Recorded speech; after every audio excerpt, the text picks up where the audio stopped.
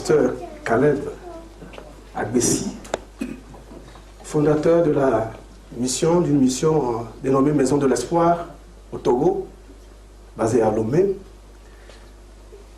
Ce matin, j'aimerais partager mon témoignage avec vous. Je suis là dans le cadre de cette mission, opérateur des opérations explorateur du ciel. C'est ma première fois d'être en France. Et mon témoignage, mon histoire, d'avant ma conversion, ressemble à l'histoire d'un homme dans la Bible. Quand nous lisons Luc, le chapitre 8, les versets 38 et 39, mon histoire, avant ma conversion, ressemblait presque à cet homme, à l'histoire de cet homme. L'homme de qui étaient sortis les démons lui demandait la permission de rester avec lui. Mais Jésus le renvoya en disant « Retourne dans ta maison et raconte tout ce que Dieu t'a fait. » Il s'en alla et publia par toute la ville tout ce que Jésus avait fait pour lui. Je bénis Dieu pour la vie de l'apôtre Yves Gravet et sa femme qui ont su écouter la voix du Seigneur pour cette mission. C'est une mission de gloire. Dieu m'a permis de comprendre pourquoi l'ennemi s'opposait à ma venue en France.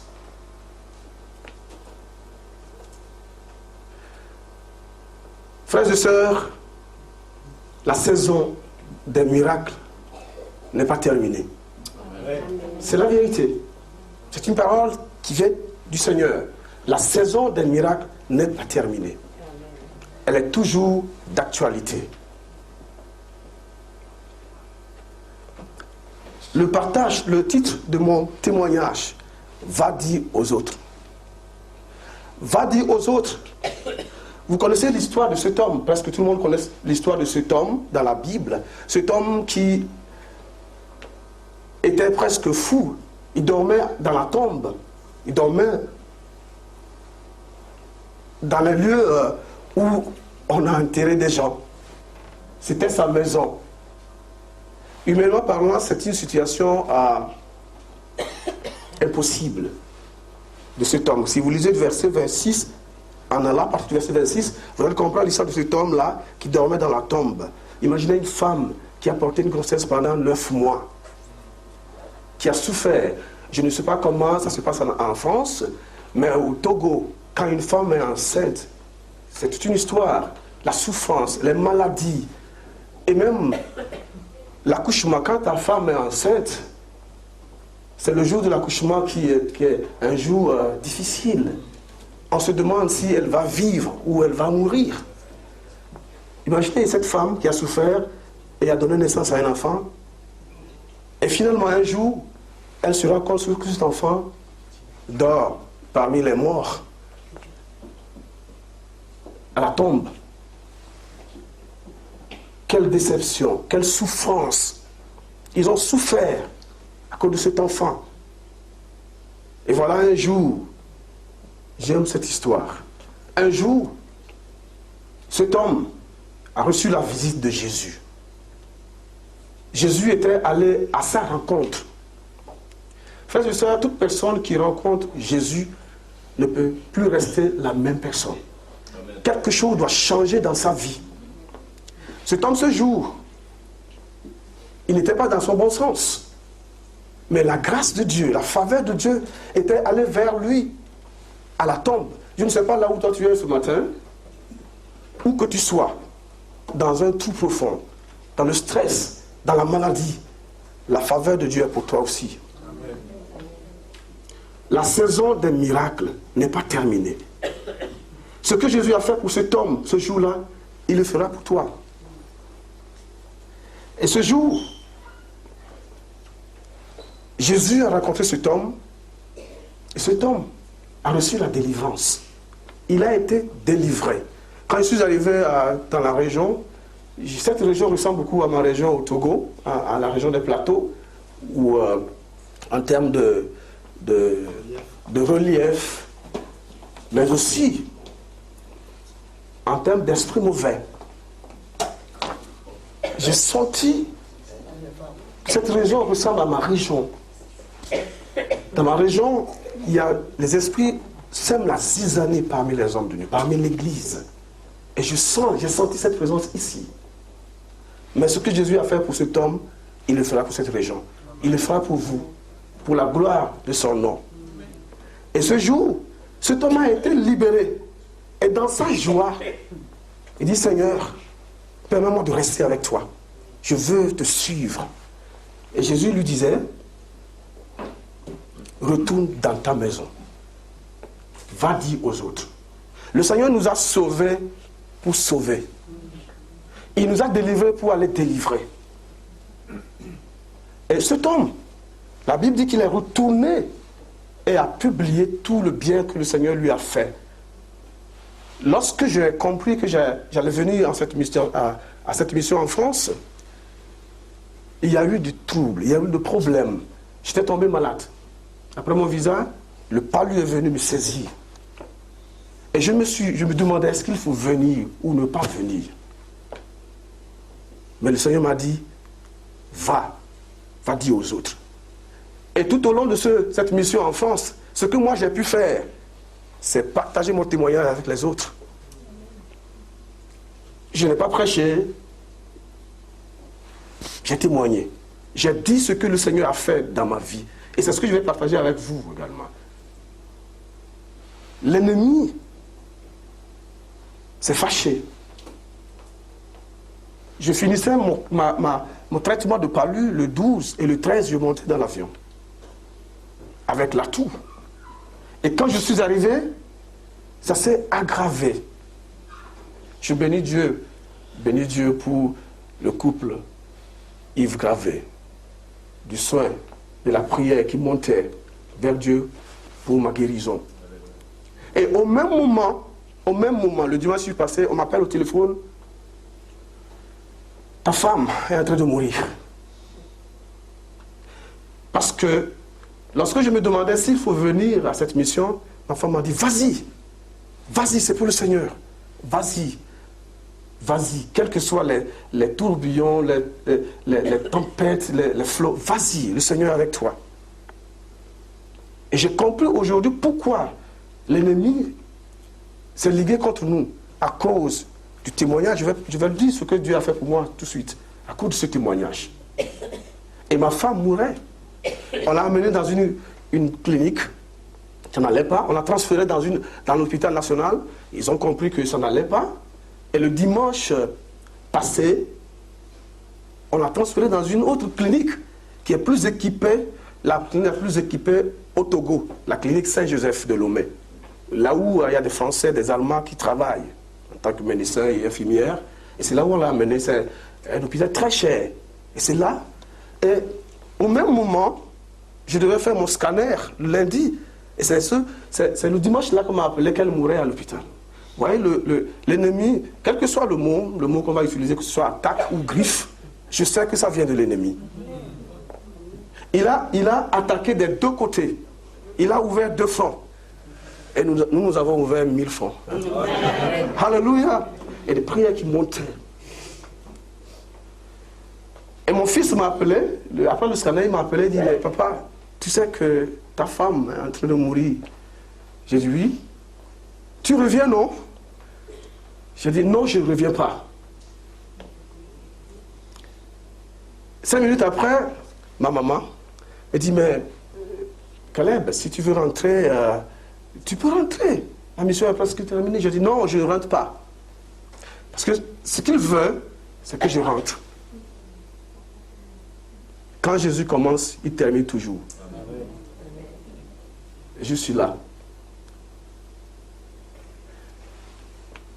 Et le miracle s'est passé. Dieu a fait le miracle. Il y a des frères et sœurs qui faisaient monter la prière vers Dieu. Et le mercredi passé, à la réunion, à Méché, c'est bien, Méché, à la réunion de prière, parce qu'on a eu un temps béni, un temps de prière pour les familles, un temps de guérison. On a prié pour les malades. Et ce jour-là, le mercredi passé, on a commencé les prières et le pasteur Jean-Louis Jaillet, dans sa prière, il disait, Seigneur, qu'il retrouve, que sa femme soit à la maison pour l'accueillir. Quand il a dit ça, ça m'a secoué parce que la veille, je sais que ma femme est en train de mourir. Elle est dans des soins intensifs. Mais en même temps, j'ai entendu cette parole qui dit que sa femme soit à la maison pour l'accueillir. Et tout de suite, je me voyais dans la clinique. Je me voyais dans la clinique à Lomé et puis j'ai pris la main de ma femme, je sortais. Et tout de suite, à la fin de la prière, j'ai partagé ce témoignage. Frères et sœurs, la saison des miracles n'est pas terminée. Amen. Elle n'est pas terminée.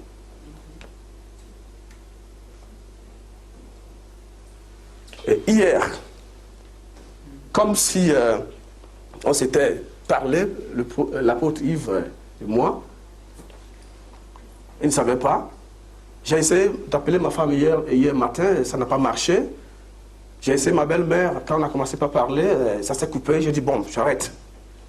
Et quand je suis arrivé, maman Michel et les autres me demandent, est-ce que tu as appelé? J'ai dit non, je n'ai pas pu. Elle me dit, appelle. J'ai pris le téléphone, je suis sorti, je suis rentré dans la bibliothèque, j'ai insisté, ça sonnait mais elle ne le prenait pas. Finalement, elle a pris et la nouvelle que j'apprends, c'est que aujourd'hui, on va me libérer. Peut-être que ça ne vous dit rien, mais ça, moi, ça me dit quelque chose. Et la personne la plus heureuse, qui est remplie de joie, c'est moi ce matin. C'est vrai. On me dit hier, et c'est elle qui a parlé à maman Michel et moi, pour dire, j'ai fait les dernières analyses ce matin, si tout va bien, on me libère. Et j'ai dit, tout va bien, tu es déjà libéré. Écoutez bien. La prière qui est sortie de la bouche de Jean-Louis, que cette femme, que ta femme soit à la maison pour t'accueillir. Moi, je quitte lundi, j'arrive mardi, ma femme va m'accueillir à la maison. Amen.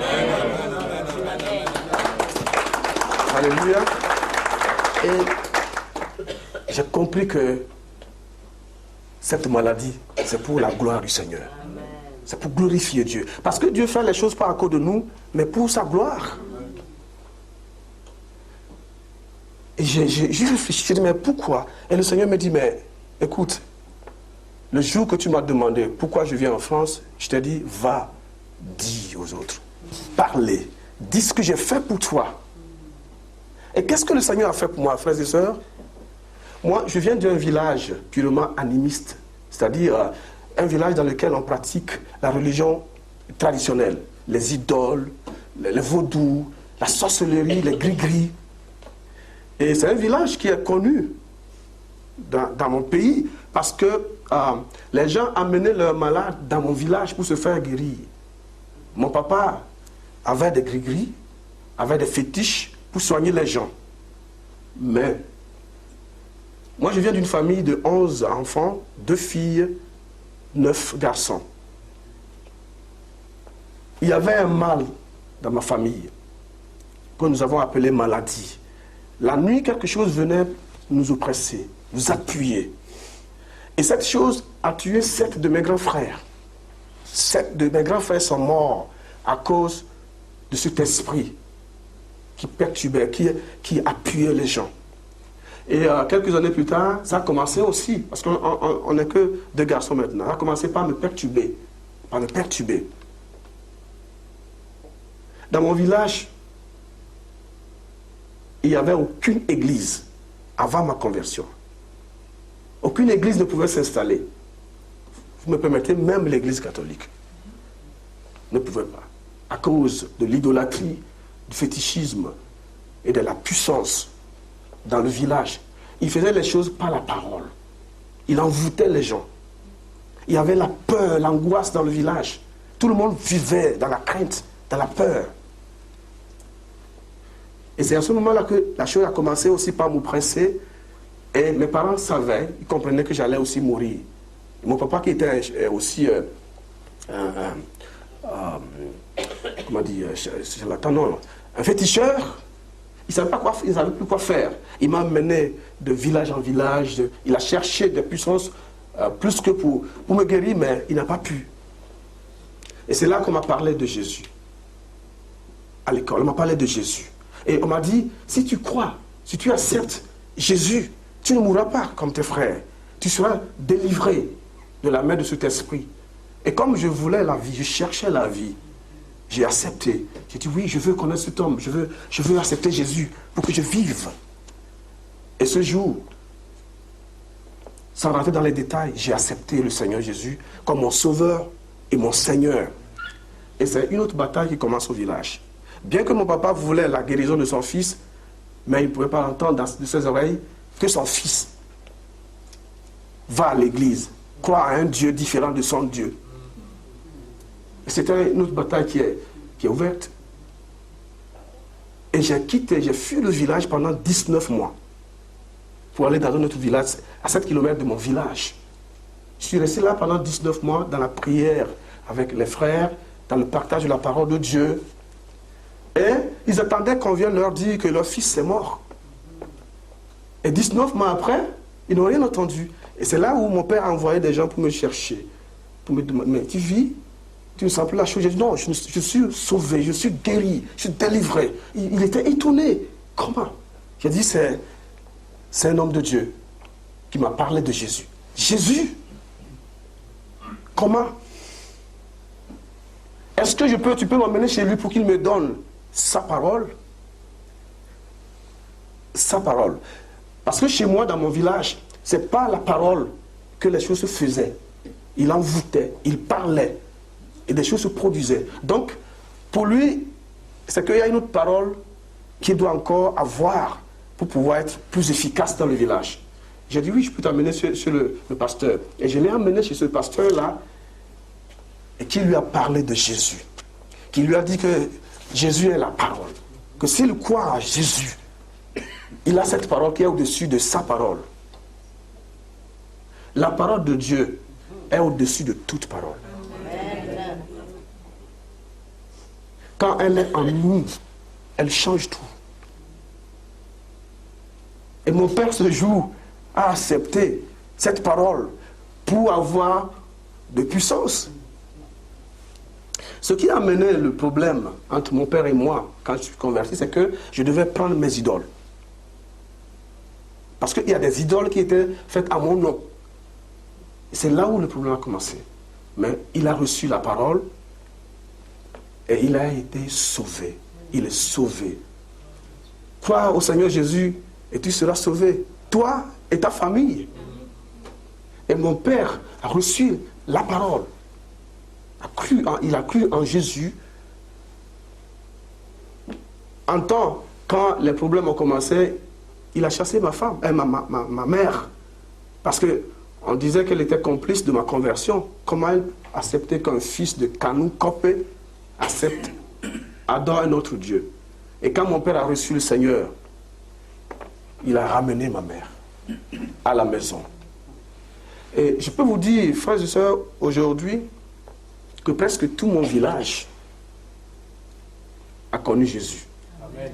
Presque tout mon village, mes oncles, mes tantes, ont accepté Jésus à cause de ce qu'il a fait pour moi. Il m'a délivré. Il m'a délivré de la mort, de la puissance de la mort, de la terreur, de l'angoisse. Et ils ont vu. Ce ne sont pas des témoignages, des choses qu'ils ont entendues, mais ils ont vu eux-mêmes. Et ils ont accepté Jésus. Jésus n'est pas... je ne sais pas comment ça se passe en France, mais quand nous parlons de Jésus dans mon village, ce n'est pas des pensées, des idéologies, mais c'est une personne qui vit. C'est pourquoi j'ai compris que aller à l'église, adorer Dieu, ce n'est pas une question d'église, de dénomination. Je suis de la famille catholique, donc je suis catholique. Je suis né protestant, donc je suis protestant. Non, c'est une relation avec une personne qui vit. Alléluia. Amen. Chez moi, on dit Alléluia. Permettez-moi de vous dire Alléluia ce matin. C'est une relation avec une personne qui vit. Et quand on n'a pas cette relation, c'est la religion. C'est comme si on a quitté une religion pour une autre religion. Tenez-vous bien, le chef féticheur, qui est en même temps le chef du village, il a reçu ce fétiche avant l'indépendance du Togo. Et le nom du fétiche, c'est Pim Pim. Tous ceux qui sont du Togo, s'il y a un Togolais parmi vous, il saura de quoi je parle. Le fétiche s'appelle Pim Pim. Et il a reçu ce fétiche et ils l'ont installé avec, je me permets de le dire, c'est pourquoi l'ennemi ne veut pas que je fasse ce témoignage, les parties de l'homme. Pour installer ce fétiche, il faut des parties du corps humain. Et ce chef féticheur, qui est en même temps mon oncle, à travers nos témoignages, il a accepté Jésus. Il a ouvert son cœur à Jésus. C'était le 18 août 2011. Et nous avons détruit tout le fétiche. C'est une maison où les fétiches sont logés. Il y a plein de choses. Nous avons débarrassé toute cette maison parce qu'il a compris qu'il doit se donner à Dieu, qu'il doit reconnaître son Créateur. Et il s'est donné au Seigneur. C'est pourquoi j'ai dit que presque tout le village s'est donné au Seigneur. Il restait un homme, un vieux, qui s'opposait. Lui, depuis 40 ans, il ne dort que dans un cercueil. Oui, dans mon village. C'est dans un cercueil qu'il dort. Ça dit vous dire qu'il a fait un pacte avec la mort. Qu'il l'omet. Et le 13, quand je suis arrivé en France, on allait à Vichy, et mon cousin m'a envoyé un message, un texto. Gloire à Dieu, le vieux est mort.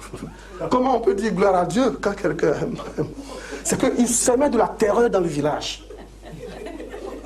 Avant mon retour, il est déjà enterré. Ça peut faire rire, mais c'est un combat terrible. Jésus est vivant. Nous adorons un Dieu vivant. Amen. Si nous sommes attachés à ce Dieu, rien ne peut triompher de nous. Quelquefois, nous nous limitons à nos difficultés, à nos problèmes. Nous voyons Dieu, nous limitons Dieu à nos problèmes. Non, Dieu est au-delà de nos problèmes. Quand nous confions en lui, il le fait pour la gloire de son nom. Et ce chef a reçu le Seigneur, et presque tout mon village a reçu le Seigneur. Et aujourd'hui, il y a un temps de prière dans le village. Je suis fondateur d'une mission, Maison de l'Espoir. Nous avons une branche dans ma région, et ce pasteur va au village pour aller prêcher. Et Dieu nous a donné de comprendre qu'il faut retourner, il faut que je retourne au village pour dire ce message. Va dire aux autres, va parler la parole. La parole qui était là, je les ai apporté une autre parole qui est au-dessus de toutes les paroles. C'est la parole de Dieu. Aujourd'hui, nous prions dans le village. Nous sommes en train de les enseigner comment avoir une connexion avec Dieu. Et dans ce village, partout où je passe, je le dis, il n'y a pas d'eau. Il y a un étang d'eau qui est vert, sale, où tout le monde doit aller puiser pour boire. La parole est entrée dans le village. L'eau vive va dans ce village. Nous sommes en train de prier pour avoir des puits dans ce village pour que les gens puissent boire cette eau-là. De mon village, pour avoir un dispensaire, quand quelqu'un est malade, il faut faire 7 km pour trouver un dispensaire. Soit on le porte au dos, ou à vélo, ou il marche. Nous prions pour ça aussi. Dieu a éclairé le village. Il y aura un dispensaire. Je ne sais pas comment, mais je sais qu'il y aura un dispensaire dans ce village. Et aujourd'hui, on a un camp de prière. On a créé nous avons acquis 5 hectares de terrain dans le village, à côté du village, où on est en train de faire du reboisement pour que ce village qui était un lieu d'adoration des idoles, où on amenait des malades, que ça devienne un lieu de prière. Et actuellement, les gens vont, toutes dénominations confondues, ils vont pour aller prier, parler avec Dieu. C'est un lieu de recueillement. Dieu est grand. Dieu est bon. Et il est amour. Sinon, ce n'est pas mon village. Ce n'est pas mon village. Parce qu'il y a eu trop de choses. Des enfants étaient morts. Des femmes. Je ne peux pas étaler ces choses ici. Dieu a aimé ce village. Et sa parole est semée dans le village. Et cette parole produit de fruits aujourd'hui. Et le premier fruit là, c'est moi. Et partout où je passe, je vais dire ce que Dieu a fait pour moi. Frères et sœurs, allez dire ce que Dieu a fait pour vous. Il a fait de grandes choses dans vos vies. C'est que nous ne regardons pas les petites choses. Puisqu'on a un objectif, on a quelque chose, on vise quelque chose, et que la chose n'est pas touchée, n'est pas atteinte, on croit que Dieu n'a pas fait quelque chose dans notre vie. Des témoignages se produisent au jour le jour dans notre vie. Des guérisons se produisent. Allez dire aux autres. Et je crois qu'aujourd'hui, en France, je n'ai pas connu beaucoup de choses, mais mon impression, c'est que vous devez aller dire ce que Dieu a fait pour vous. Le vrai Dieu. Pas le Dieu de nos familles, de nos dénominations, mais le Dieu qui a créé les cieux et la terre. Nous devons le connaître. Ce qu'il a fait dans mon village, il va le faire en France. Amen. Il va le faire pour le Périgord. J'insiste là-dessus, ça ressemble à cette région. Quand je suis venu dans la région, c'est comme si j'étais dans ma région. Et quand je parle de ma région, je parle de tout, hein, les puissances, les difficultés. Mais au travers de vous et moi, nous allons changer le Périgord. Quelqu'un peut dire Amen pour ça? Amen. Va dire aux autres. J'ai compris aujourd'hui pourquoi l'ennemi a ouvert deux fronts, ma femme et moi. Ça n'a pas été facile. Mais la victoire est toujours à nous. Amen. Parce que notre Seigneur, il a triomphé de ces choses. Il a passé par ces étapes. Et nous sommes plus que vainqueurs en lui. Que le Seigneur ouvre vos cœurs pour que vous compreniez que la saison des miracles n'est pas terminée. Ouvrez vos cœurs, vos regards fixés sur lui et vous allez comprendre que la saison des miracles n'est pas terminée. Il va le faire pour vous comme il l'a fait pour moi. Quelle que soit la situation dans laquelle tu te trouves, comme pour cet homme qui dormait dans les tombes, il va le faire pour toi aussi. Parce qu'il t'aime. C'est à cause de toi qui s'est donné à la croix.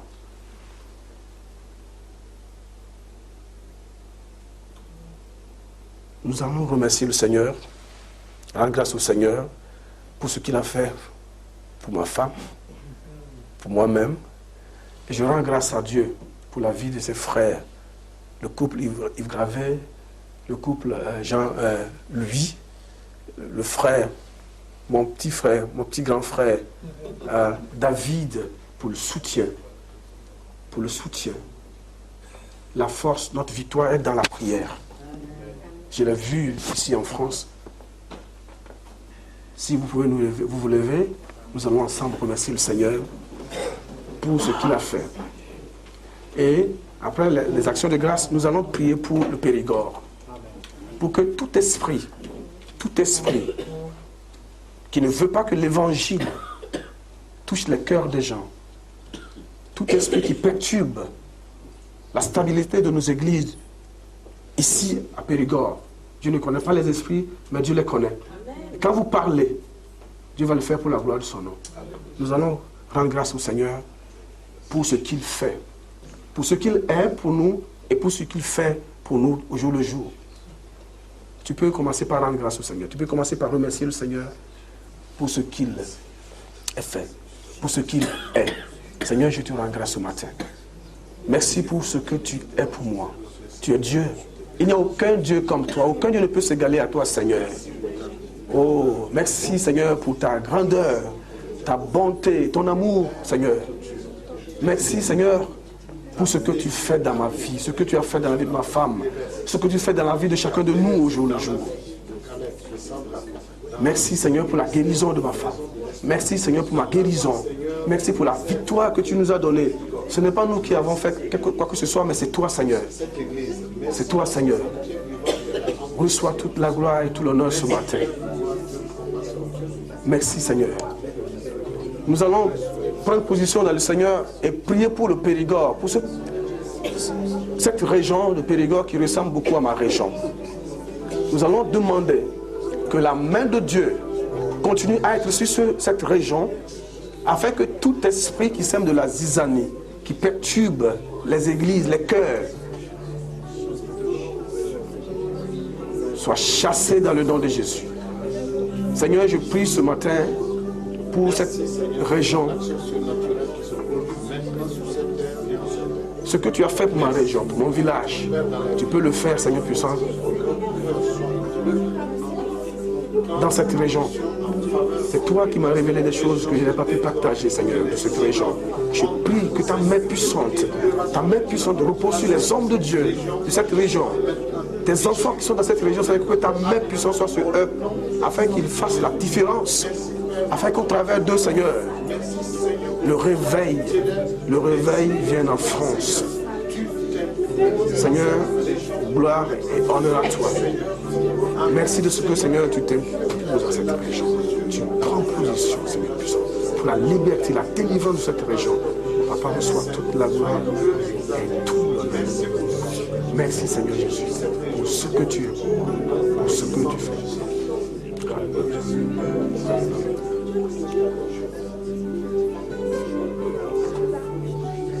Seigneur notre Dieu, comme tu es magnifique, comme tu es excellent, il n'y a aucun Dieu comme toi, Seigneur. Nous voulons te rendre grâce ce matin pour tes bienfaits dans nos vies, pour la guérison des uns des autres. C'est toi qui nous as envoyés en France, Seigneur, pour bénir, pour guérir les maisons qui nous accueillent. Et des familles nous ont accueillis dans cette ville. Seigneur, nous les bénissons ce matin dans le nom de Jésus-Christ. Merci pour tes bienfaits, Seigneur. Merci pour la guérison de ma femme. Merci pour ma guérison, Seigneur. Merci pour la victoire que tu nous as donnée. Oui, Satan rôde comme un lion, mais il n'est pas le lion. Tu es le lion de la tribu de Juda. Seigneur, et tu nous as donné de résister à Satan, aux démons, aux puissances occultes. Papa, reçois toute la gloire de ce que la victoire est toujours à nous. Merci de ce que tu m'as donné ce temps pour partager ce témoignage avec les frères et les sœurs. Je bénis cette église, Seigneur. Merci de ce que tu la combles de toutes sortes de grâces, Seigneur. Merci de ce que, Seigneur, la porte de cette église est ouverte et que, Père, je vois des gens, des milliers de personnes qui viennent adorer, viennent t'adorer, viennent parler avec toi, Seigneur, dans cette église. Merci pour le pasteur Rodrigue et sa femme, ses enfants. Merci de ce que tu le revers de ta puissance, de ta force, afin que, Père, cette saison de miracles continue dans cette église. Reçois toute la gloire, Seigneur. C'est dans le nom de Jésus. Amen.